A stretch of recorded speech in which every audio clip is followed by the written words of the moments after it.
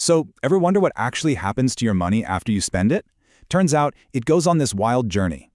You buy something, the money leaves your wallet, but where does it really go? Well, it doesn't just vanish. It enters what's called the circular flow of income. Let's break it down. At its heart, the economy is basically this continuous loop with three key phases. Okay, it starts with you. Imagine you work at a factory making stuff. That's the production phase. For all that hard work, the company pays you a wage. Bam! You've just hit the income phase. And what do you do with that income? You buy things, right? That's the expenditure phase. See, your money goes right back to a producer, and just like that, the circle is complete. All right, let's build a super simple economy. Just two players. Households, that's us, and firms, the businesses. So households provide things like labor, our work, to firms. These are called factor services.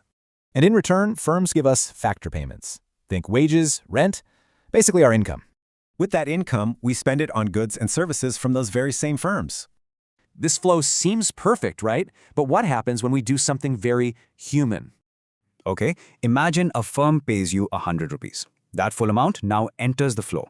But what if you don't spend it all? You spend 80 rupees, but you tuck 20 away.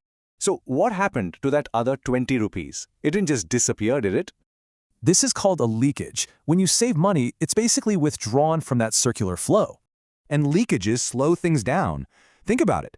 Less spending means firms start producing less. So, how do we fix this leak? Well, we bring in a new player, the financial market. You put your savings in a bank. And what does the bank do? It lends that money out to firms.